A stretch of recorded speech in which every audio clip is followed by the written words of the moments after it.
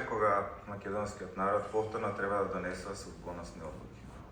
Повторно се работи за нашата судбина, да сочуваме се што е спечалено со неброени жртви, изградено со огромен труд. Пред се слободата на македонскиот народ и неговата после Самуила и Крушевската република прва држава на македонскиот народ. Не смееме да забораваме дека со столетие се сотираше македонското име. Иако од овде потекна словенската азбука и писменост, останавме без азбука, без литературата, без можноста дарбата на македонскиот човек да се израти на сите полиња во вид на самосвоена македонска култура. Без тие белези би исчезнале како народ. Тие опасности не само да не се исчезнати, туку се повампируваат како историјата, претендентите на Македонија ништо да не ги поучила. Ова не се мои зборови, туку на Киро Глигоров при инаугурацијата за претседател во 1991 година, пренесувајќи заложбата за независност темелена на државотворните традиции на самата држава и Крушевската република. Јас ќе направам краток преглед со оглед на времето како сами устанува и останува фактор за македонско-бугарските односи и за конечното решавање на македонското прашање.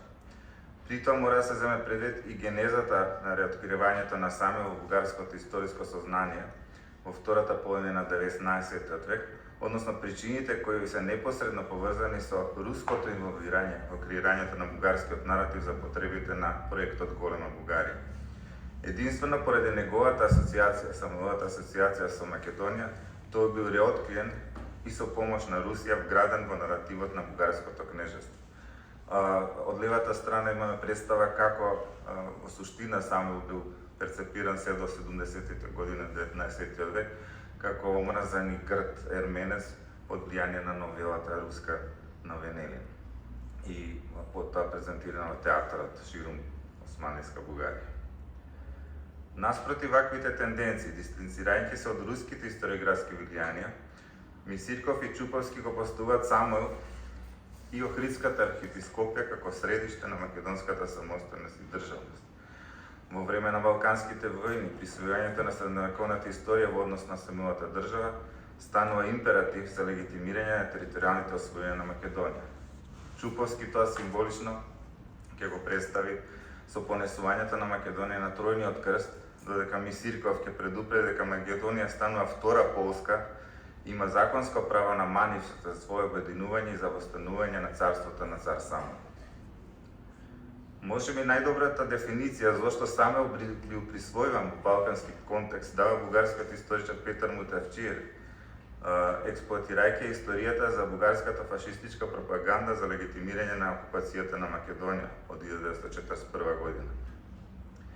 За време на Втората светска војна, Самуил очекувано станал клучниот историски символ на отпорот на македонците против силите на Оската.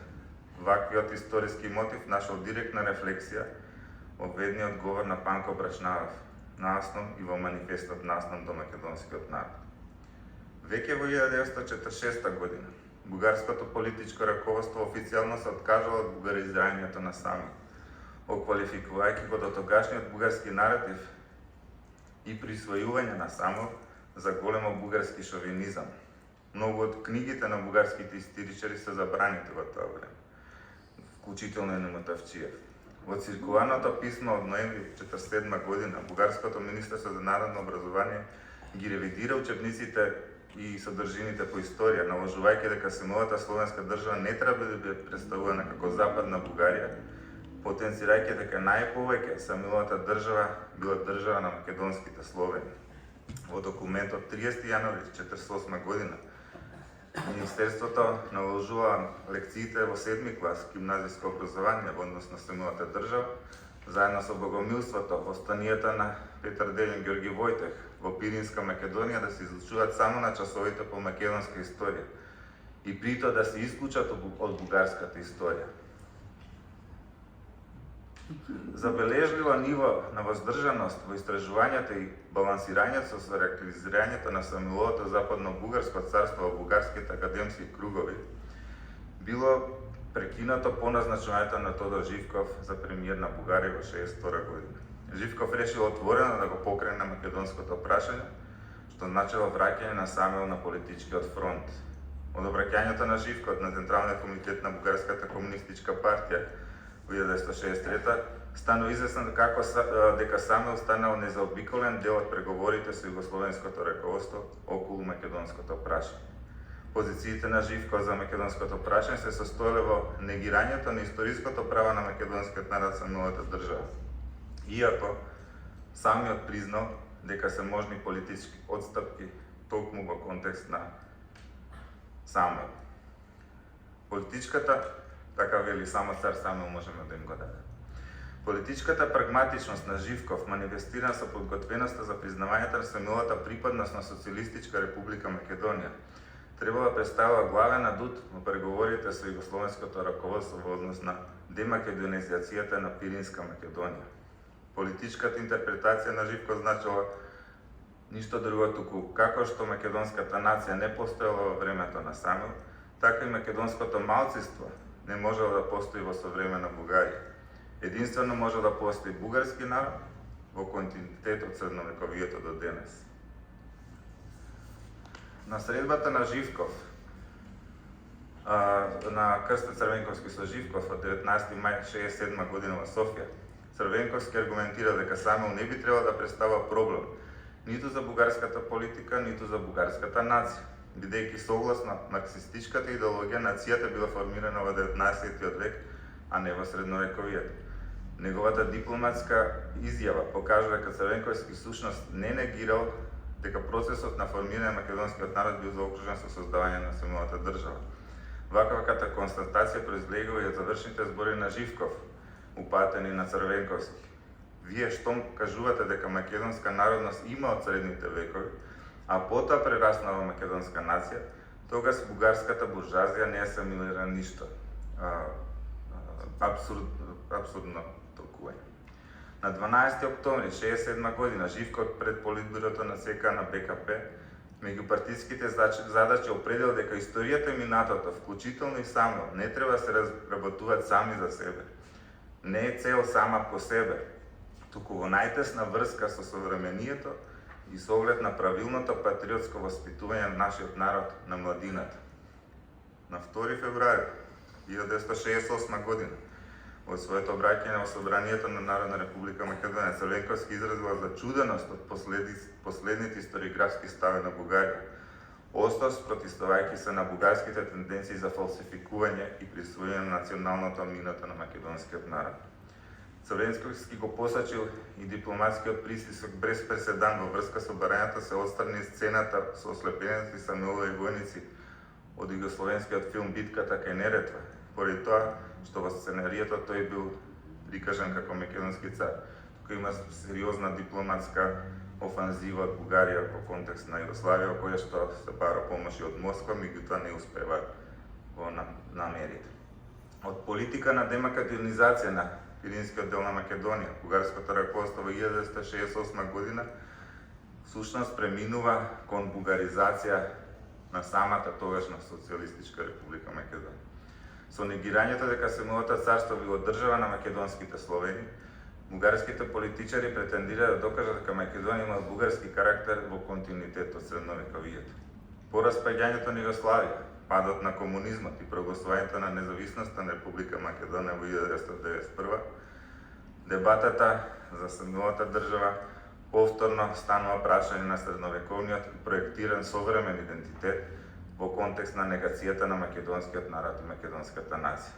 Неслучајно Киро Глигоров во 1999 година ги реафирмира своите ставови од првиот избор на председател во 1991 година со апел за сочувување на слободата на македонскиот народ и на неговата од Самуилова и Крушевска република, прва држава на македонскиот народ.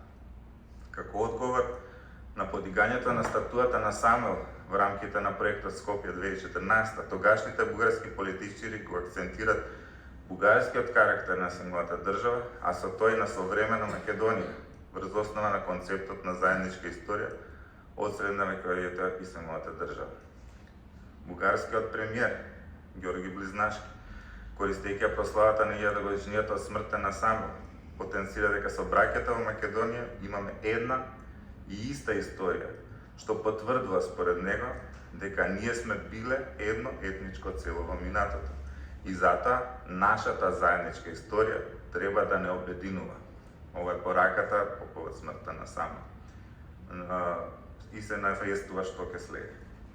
При официјалната откривање на статуата која го представи бугарскиот цар Самуил во Софија на 8 јуни 2015 година, бугарскиот претседател Росен Плевнелиев потенцира дека бугарската државност нема да се успокои се додека остатоците на Самуил не најдат вечен покој во татковината, и тоа точно тука, во црквата Света Софија, каде тој бил почитуван, што не е никаква врска со историјата. Тој притоа укажува дека враќањето на коските на Самуил во Бугарија ќе биде акт на историско помирување помеѓу двата народи, бугарскиот и грчкиот, изразувајќи притоа надеж дека со нашите браќа во Македонија наскоро заедно ќе го чествуваме делото на Самуил. Со други зборови, Грција и Бугарија делат историјата на Македонија, а Македонија треба да прифати нивните наративи. Политички предуслови се создадоа со договор за пријателство и добрососедство со инкорпирањето на политичкиот концепт заедничка историја, но што како што видовме во континуитет на историјава Бугарија повеќе од столетија. Символиката беше постигната со поклонувањето на премиерот Заев на споменикот на Самуил во Софија со надпис Цар на Бугарија. Бугарија конечно ја реализираше политичката агенда за историјата. Слоста на Самуил се легитимира преку Комисијата за историски образовни прашања, политичкиот концепт. Договор за Самуил и другите личности средна дека Македонија можно брзо да се постигне. Уследи политичко легитимирање од македонската и бугарската влада со констатацијата дека при секоја официјално чествување на овие личности договорени, потребно историската вистина на нашата заедничка историја јасно да се одбележува. Историска вистина, ќе се согласите, не постои, тоа е догматизација, политичка на историја.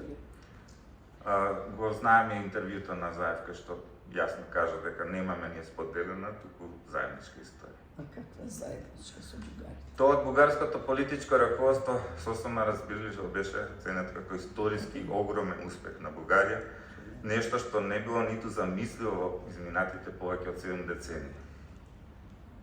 Одбележувајќи го јубилеот на нашата најстара научна институција во Република Македонија, 75 години основањето, и тоа во услови кога македонската историографија е изложена на политички притисоци и условувања за само ревидирање, подеднако однатвор и однатра, добро е по овој повод да се погледнеме помеѓу себе и да запрашаме што правиме како генерацијски наследници на институтот и сегашни репрезенти на македонската историографија. И благодарам.